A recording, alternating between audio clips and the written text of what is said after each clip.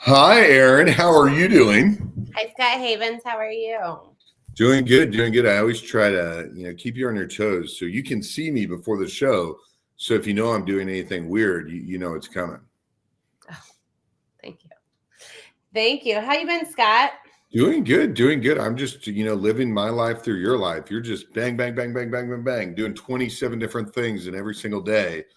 And, I'm just, hanging out with Evardy Construction and Bestway International. I mean, what's going on in your world, Erin Fulk? You know what? You know how you this is going to be my 2020, one of my 2025 goals.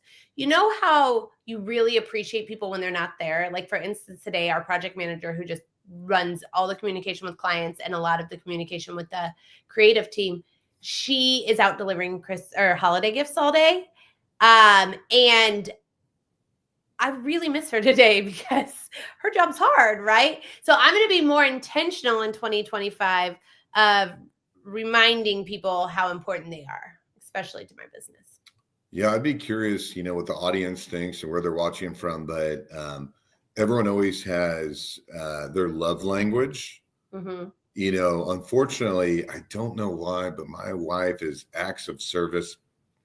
So I actually have to do it. Mm-hmm. But what's your love language? Probably acts of service. Yeah, man. Mm-hmm. Man, guys, I feel like I like words of affirmation a lot too. Yeah, I'm words of affirmation. I'll tell you what I'm not. I'm not touch. Like, stay far away. Yeah, I haven't had that middle school or high school spooning touch thing in a long time. But I hate it. More, someone can. I probably need to retake that. I don't know if it changes when you get older, but I'm curious what everyone else's love language is. But the person that means a lot to you, I'd find out what their love language is. I have to tell you something. I've been watching this new TV show on Netflix, and it's called Later Dater. Have you heard of this? No, but you need to tell my wife about it. Okay, well, yeah, I'll tell her. I'll text her. But they're over 60, and they're back in the dating world. And this love language thing is a big deal because a lot of them have been living by themselves for a very long time. And so there's just things they will not. I mean, I'm kind of like this too at the age of 45. I just won't go. I just won't, And it's really interesting to where I heard the best analogy about business and dating on the show, and I wanted to share it with you. So they said, because I do know we have a lot of single people that watch the show that are old like me. When you're dating in your 20s, it's like starting a startup, right? Like, everything's new, it's exciting, you want to do all these things, but you're like figuring it out together. But when you're dating, open to anything. Open to anything. Like, oh, we'll try it. Da, da, da. But when you're dating and I'm going to say after 45, they were saying more like 60, but I'm putting it in 45. It's like when you do a merger and you've got to figure out what works here and what works here and what can we make work together. And we're going to have to bend over a little here. We're going to have to bend it a little over here to make it all work together.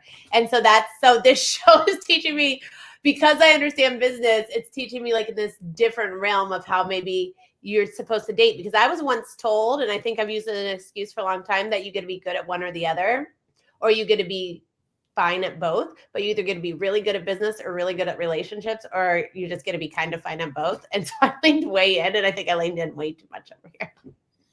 I usually take this time to pump up Bestway International or Evardy Construction, but they're friends of Erin and I's, and they find this way more entertaining than talking about construction or moving stuff around the world. So, but you know what? We got some people watching. It's a business talk, and our sponsors love this about us, that we can make a business talk out of anything, even the TV show Later Dater, which we are not sponsored by yet. So, all right, look, we want to know where you're watching from. Are you watching from Facebook, YouTube, LinkedIn? Please let us know. Are you watching live? Or are you watching the replay? Paul! Whoa, surprise! Paul is watching from one horse open sleigh. All right. All right, Paul. All right. You got anything else? Otherwise, I'm going to wrap it up. I'm going to wrap up this We're ready to segment. roll. No one's here for us. They want to see the guests. This amazing opening segment is coming to an end with our absolutely terrible music that in 2025, my goal is to change. You may forget. You may forget. I can literally just upload any music file. I don't know what it's about. All right, our first guest today is Lindsay and Ty. Thank you guys for sitting through that excruciating opening. I loved it. I thought it was really good.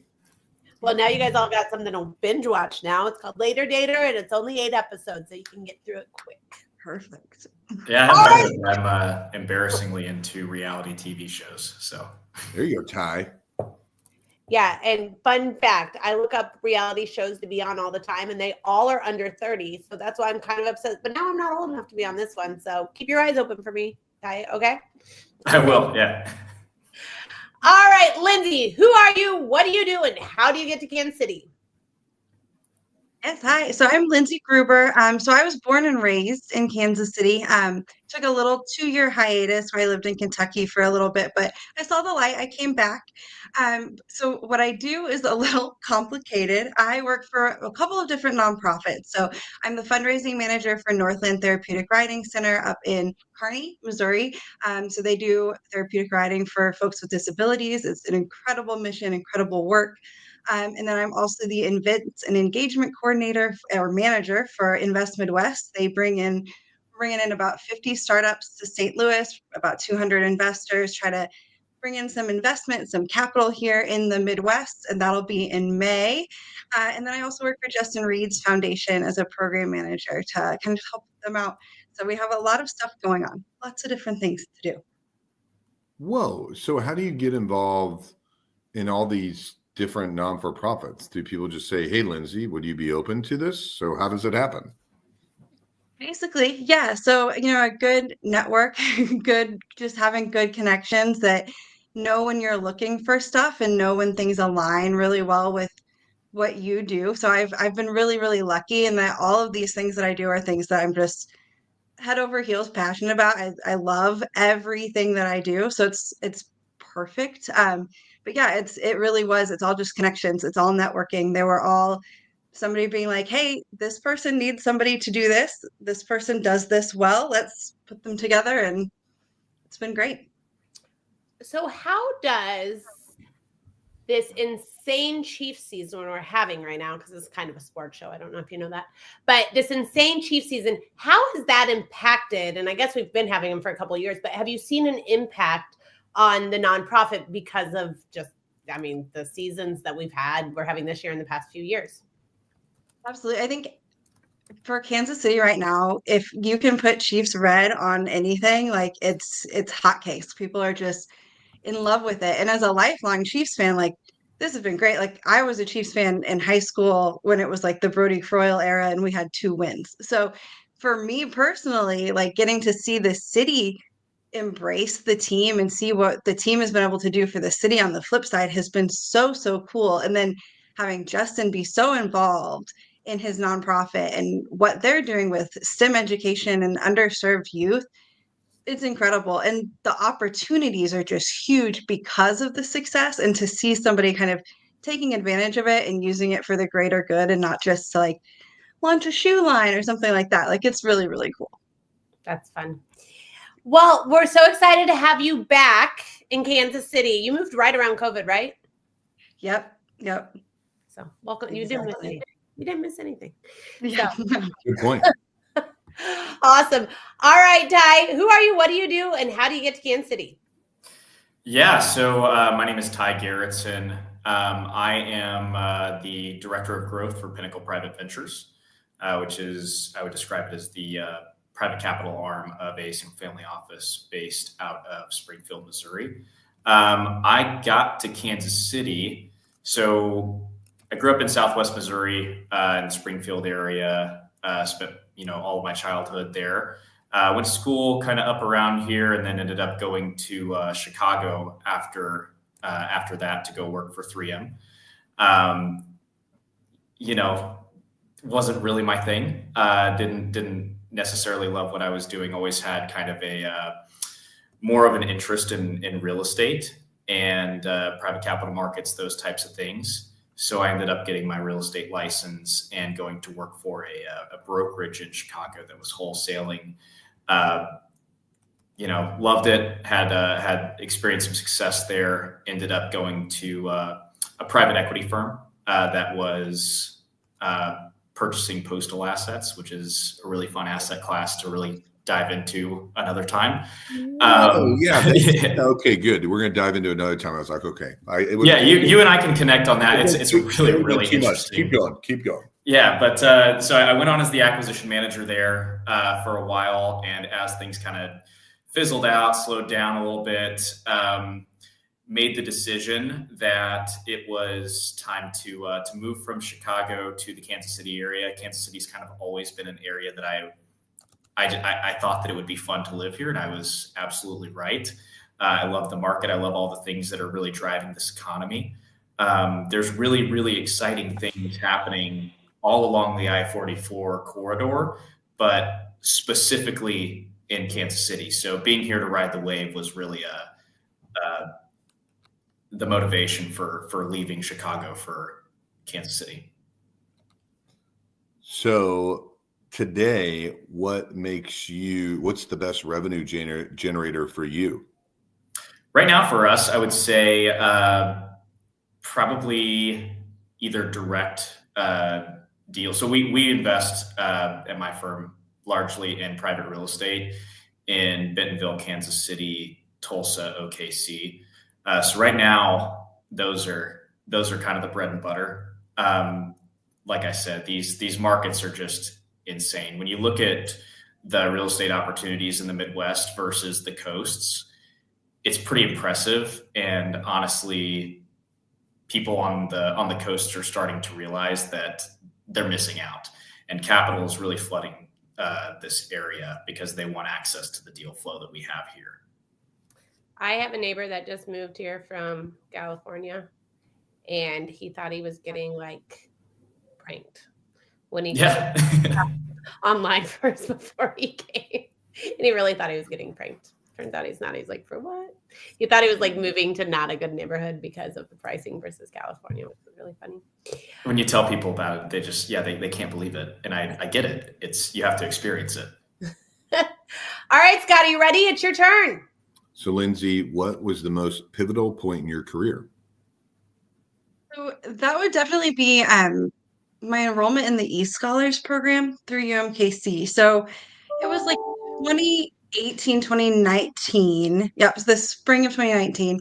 And I had an idea. I was working as an event coordinator, and I was like, I don't really understand why this is as complicated as it is. People should be able to book our event space the same way that they book a rental car or a hotel. And I don't understand why that doesn't exist. And it frustrated me. And so I decided I would build it. And the way that I figured out how to do it was through the eScholars program. So I enrolled in that program. And when I tell you, they taught me everything that you needed to know. They were like, here's how you build a startup. Here you go. And it was incredible. They hooked me up with a mentor, Terry Jordan, who was amazing. That was how I first met Aaron Fulk, was through connections through that program. Nice. I mean, it was truly pivotal. If it hadn't been for that program, I wouldn't have ever realized I can build a website. I can figure out a marketing plan myself. I can do all of these things.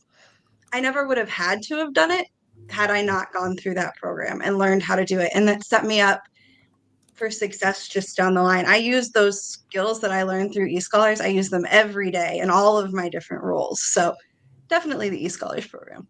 So what happened to that business? Because you were doing that right before COVID, right? So what happened to that business? COVID happened to it. Yeah. So Pepper, I launched it in October of 2019.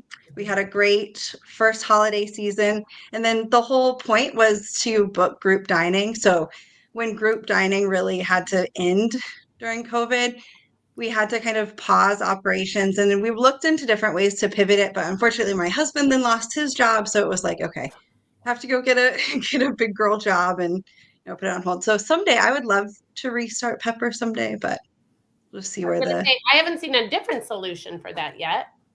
No, weirdly not. So Lindsay asked you about the most pivotal point, but you seem pretty optimistic. What do you think is the luckiest moment of your life in the business world? Oh, the luckiest. I mean, it would be impossible to put just like one moment. I think that's what's so cool about like the eScholars program and who I met through that program. It all just snowballs, right? Like I'm in my 30s. I'm still young. So who knows? Like it could be anything. Like you just don't know until it happens. You never know who you're going to meet. You have to go show up and be in the room. Where do you get your positivity from? Like, what's the alternative? No, you just tell you're very optimistic and you make everyone's day a little bit better. Now, Ty, what was the most pivotal point in your career? That's a tough one. I went back and forth on that one for a while. I would say it was probably when I made the transition from really like asset acquisition and sales into private investments. Because at the time I was somewhat excelling in acquisitions and I was having a good time doing it. But I kind of realized that I wanted to focus more on building long-term lasting relationships. And I was in a good position to do so because I was, through my work being put in situations where I'm talking to, C-suite employees. I'm talking to people who own, large portfolios of post offices and or, rental portfolios, whatever it might be. And, post offices can be owned independently, not through the government? I believe it's 75% of them are owned independently. Okay, keep going. Didn't want to interrupt your the audience and myself. It's really interesting. It seriously is a very interesting asset class. Love to talk about it more another time. But I realized that I thought that I could bring some value to those folks. And, whenever I got the opportunity to join PPV as the director of growth and really focus on, more of that private investment, private capital market space, I fell in love with it. It's so interesting. There's never a dull moment. There's always something exciting happening. And you just get a really good pulse on all of the markets that you're operating in. I know more about Bentonville, Arkansas than I ever thought that I would. And then, you get to see the things that are happening here in Kansas City or in Omaha or OKC, all of those cities, these tier 2 cities that are throughout the Midwest. And it's a really cool position to be in my opinion. So when you're looking at real estate, what is the type of real estate? What are the deals you're trying to dig up? So right now, I would say our heaviest allocations are in multifamily, specifically in Bentonville. Bentonville's a really interesting market at this time because there's 72 people moving there every day. I believe was the statistic that I was told by a real estate agent down there. And it's all kind of centered around Walmart, right? They built this 350 acre HQ right in downtown Bentonville. So their employees are flooding in.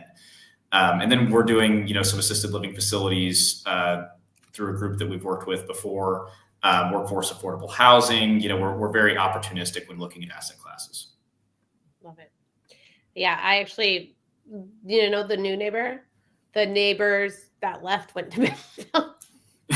I don't blame them. It's like a cycle. Yeah. Like that came full circle, right? So awesome. Okay, Lindsay, how did your 2024 goals go? What are you looking forward to in 2025, and how can the Kansas City community help you get there? So 2024 was really incredible. So we moved back to Kansas City in mid 2023, and getting settled took a little bit of time. And then it was just kind of like a rocket ship. Like we got settled, and I was just like, wow, like this is going so well. And I'm really settled into these new positions, and It's going great. So really, really happy with 2024. Super excited for 2025. Things with the J. Reed and Deed Foundation. We've got a game night coming up on January 9th. So that is going to be, all that information is going to be on jreedandeed.com. People can check that out. They can get a table, get tickets. Chiefs players will be there. It'll be fun. Trivia night. I'll be there. It's going to be good time.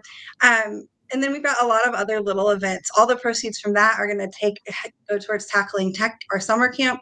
And then with NTRC, we have a lot of new community initiatives. So for folks in the Northland, anybody looking to get involved with like a really, really good grassroots charity, we're always looking for volunteers. You can come out, you can be around the horses. It's beautiful, it's peaceful out there. Helping the kids is incredible. So we're having new community days. So that once a session, we'll have a day where people can just come and see what we do there and what the therapeutic riding looks like. So we're really, really excited about that. And then in May, we have Invest Midwest, which will be in St. Louis. So any startups watching this, if you guys are looking to pitch and to make connections with investors, you can go on investmidwest.org and you can apply. So those are the three main ways. If people want to, especially in the giving season, really helping NTRC, mtrcmo.org is how you can make a donation to them. With this, the holiday season, anybody looking to do that would be really, really beneficial. The horses are magical, but they're also fairly expensive creatures. So what are some different examples of what donors typically look like? Or, is there an equestrian set theme, but what do they usually look like so the audience can think to who to ask if they'd be interested?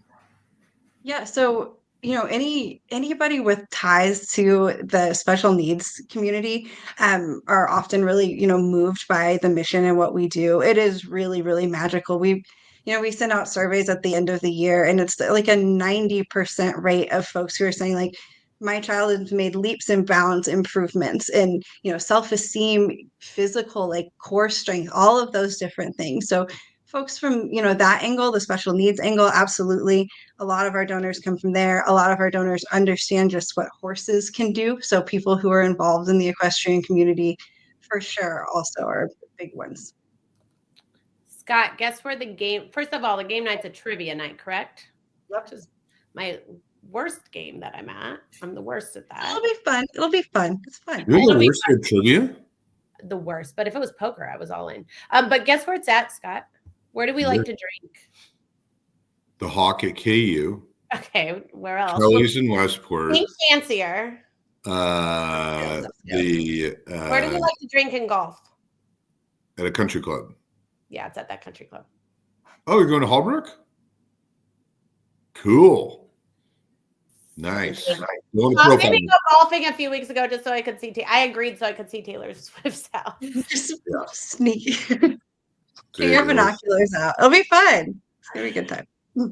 Awesome. Okay, cool. So yeah, the trivia night looks really fun if you're good at trivia. I was about to rattle off like 10 more bars there, and then I was like, oh my God, they probably maybe we should get a table because you're good at trivia and I'm bad at trivia, but we can bring 6 people. We'll talk about it offline. Yeah. There you go. You guys just one from each little realm. That's what you have to do. You need somebody science. Yes, exactly. Pop culture, because Scott doesn't know pop culture. Yeah, I don't think, Aaron, I disagree. Well-rounded. You'd be good. You'd be good at trivia. I think you'd be good. Maybe we should do this, Scott. Okay, we'll talk about it offline. Lindsay, hit us up.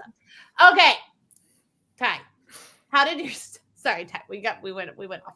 No, I wish I had something that interesting to offer. How did your 2024 goals go? What are you looking forward to in 2025, and how can the Kansas City community help you get there? Yeah, 2024 was certainly interesting. When I started 2024, I had no idea that I was going to be making the move from Chicago to Kansas City. Kind of had it in the back of my head, but had never really thought that I would actually pull the trigger and do it. So that was interesting. Being able to join PPV was incredible. Such a fun career move, such an interesting opportunity, especially for somebody my age. Really enjoyed that. And then, coming here, it's been fantastic. When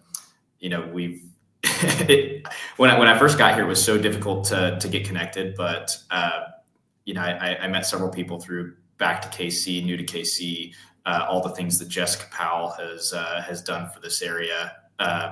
She's been fantastic in connecting me to people. Going into 2025, I think the only thing that I can ask for is to just meet more interesting people. This Kansas City market it's large and it's cool, but it's very small. Everybody knows everybody. And I think that that's a good thing. In New York and in Chicago, you network and it's great, but you never really get to know the full community. Here you have an opportunity to get to know everybody that's doing everything, and it doesn't take you nearly as long. And so I would love to just continue to meet great people who have great ideas, maybe people in the real estate industry. We're also interested in some venture. We just led the seed round for a company called Lingo, based out of DC. It's a great, STEM education